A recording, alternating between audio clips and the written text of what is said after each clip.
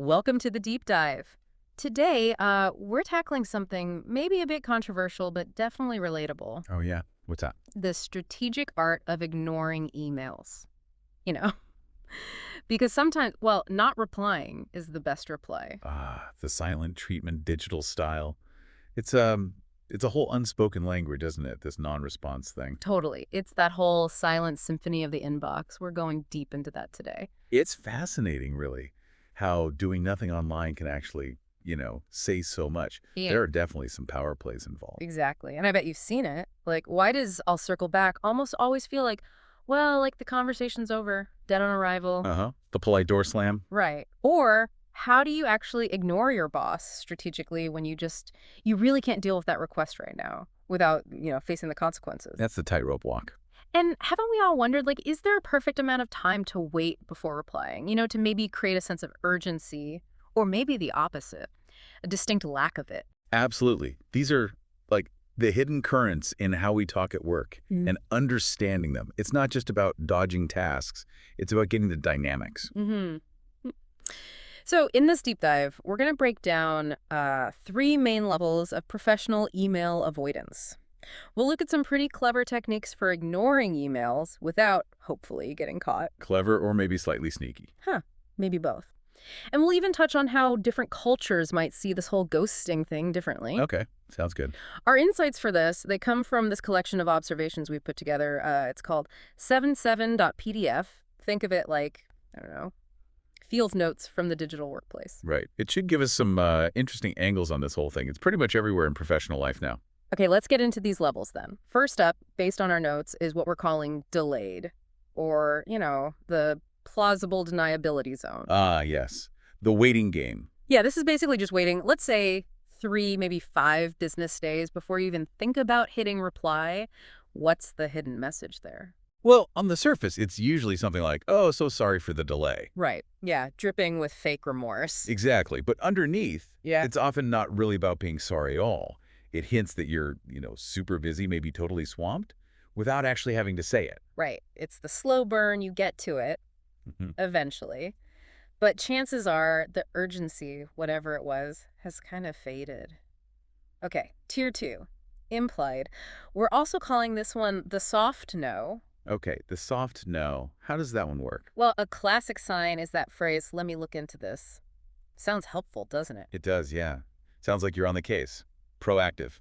But we've all been there. The implied meaning is often closer to, let me put this in the mental folder labeled never think about this again. Ah, yeah. It's like a verbal nod that doesn't actually commit you to anything. Precisely. It lets you kind of sidestep it politely, Right. avoids that direct no, which, let's face it, can be awkward or politically difficult sometimes. Buys you time. Indefinite time, really, without actually refusing. Okay, and then we hit the final level, the big one, eternal, or as we dramatically called it, digital heaven's gate. Ooh, dramatic. What's the telltale sign here? The key phrase seems to be the very responsible sounding, I'll follow up soon. Ah, soon. The vaguest word in the corporate lexicon. Exactly. What's the reality behind soon? Well, the implication is often just poof, gone, vanished into the digital void, the follow-up. It never comes. It's like the ultimate passive non-reply. We actually got a story from a listener at Ghosting Guru, they called themselves. Pretty extreme example. Oh, yeah. What happened? They said they left an email just sitting there, unread, for 6 months. 6 months? Wow. Yeah. Then it got resent, and guess what? They left it unread again. That's bold. That's dedication to avoidance. What does that even signal? That's what I wondered. I mean, that level, it suggests either it's incredibly low priority, or they're actively dodging it, or maybe, just maybe, it's an oversight so huge, it's almost unbelievable. Yeah. But the interesting thing is the power dynamic, isn't it? The sender is just left hanging, forever waiting. Okay, so we know the tiers now. Delayed, implied, eternal. But how do you actually do this? How do you pull off these avoidance moves without, raising red flags? Our 77.pdf stuff had some, let's call them techniques. Okay, the how-to guide to ghosting. Let's hear it. First one, the read power move. Ah, the read receipt. Okay. So the tactic is simple. You open the email, you read it, acknowledge it in your head, and then you just ignore it. Right. And the sender sees that little check mark, that read notification. Yep. And what do they assume? They often assume you're on it, or at least you've seen it and it's in your queue. so they might wait longer before chasing you. Yeah. It plays on that expectation, that reading equals action soon. It's like digital invisibility cloak almost. Okay, next trick. The BCC yourself trick. This one feels a bit elaborate. Okay. How does this one work? So the sender gets what looks like a normal reply from you, but secretly you've BCC'd yourself, maybe with a little note like, we'll handle this. Ah, I see. So you have a personal proof that you intended to deal with it. Exactly. Creates a record for you, an alibi almost, but doesn't actually commit you to doing the thing for the original sender. They're happy. You're covered-ish. That's quite clever, actually. Deceptively so. Right. And then there's the bluff, the Outlook recall bluff. Have you ever considered this one? Or maybe seen it? Huh. You mean pretending you sent something you didn't? Pretty much. You ask all innocent, oh, did you not get my reply? That's weird. When, of course, there was no reply. None whatsoever. Yeah. It's brilliant because it shifts the blame, right? Suddenly it's their inbox problem or a tech glitch, not your lack of action. That takes some nerve, though. Audacious. Definitely. And our source material also mentioned a real classic, a pro tip, they called it, marking emails as unread, to respond later. Ah, yes.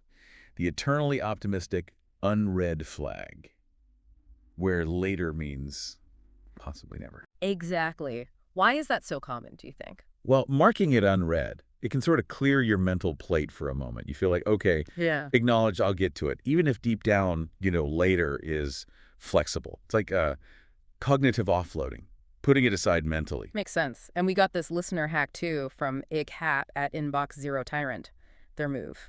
Just aggressive archiving. Like, instantly, their motto is basically, what email? Wow, the scorched earth approach, just gone. Yeah. What's the logic there? Well, by archiving it right away, it's out of the main inbox, out of sight, out of mind, pretty much. It's not staring you in the face, adding to the digital noise or that mental to-do list. So it's like banishing it to the digital basement. Kind of, yeah. It's Right. a very proactive way to manage the inflow, minimize the burden. It's definitely a strategy. Okay, so let's shift gears slightly. How does culture play into this?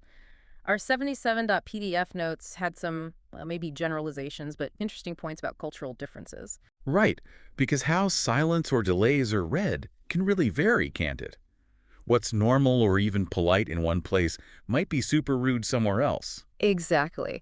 So the observation for America was that I'll loop back often translates to, yeah, this isn't happening. It sounds professional, but the follow-through, maybe not so much. There can be a tendency in some American professional circles to use these kind of positive-sounding, non-committal phrases. It's a way to end the chat politely without actually saying yes or no. Then the British version, apparently, is I'll revert. And the translation is supposedly, I will ignore you with polite words. There's a certain understated quality there. British communication often leans towards indirectness. Politeness is key. So I'll revert sounds like a promise. But that lack of a deadline leaves a lot of wiggle room, like indefinite postponement room. And finally, the Australian take, according to the notes, yeah, nah, I'll sort it, apparently means sort it into the bin. Yeah, nah. That's pretty direct in its own way, isn't it? It is. Australian English can be more informal, more direct. Yeah, nah itself is basically a no. So I'll sort it after that probably means sorting it out of existence. Yeah. A decisive dismissal. Okay, this brings us neatly to our listener challenge, Ghost Spy. Ooh, a mission. Exactly. We want you, the listener, to put some of this knowledge into action. A 3-part mission. Ready? Lay it on us. Okay, part 1. Spot one professional ghost in your world. Someone who loves that phrase, per my last email. But then radio silence. We all know one, right? Oh, definitely. The ones who reference the past but don't seem to act in the present. Observe their follow-through, or, the lack of it.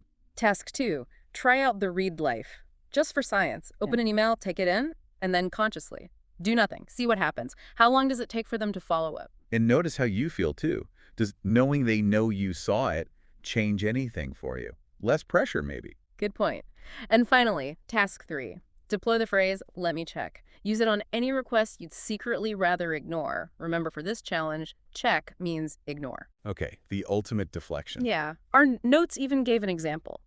You get like 5 follow-up emails. On the 6th, you just reply, all wide-eyed innocence. Oh, gosh, must miss these. Maybe add the hashtag strategic incompetence. That's quite cheeky. It does highlight how absurd endless follow-ups can feel while making your own inaction seem accidental. So there you go. Consider yourself now basically holding a black belt in the subtle craft of email avoidance. Dubious honor, perhaps. Perhaps. And remember, according to our deep dive into 77.pdf, just leaving it unread, still a surprisingly powerful move. It really is. It keeps that uncertainty alive, doesn't it? Did they see it? Did it go to spam? Are they just busy? Gives you the most plausible deniability, probably. Totally. And speaking of navigating these tricky digital waters, our next deep dive, we're looking into how to sound nice in emails when you're not. Ooh, interesting. Because let's be real, phrases like happy to help often have layers, lots of layers. Yeah, that sounds like another fascinating look at the careful dance of professional online chat. Looking forward to it. Definitely. Until our next exploration, then.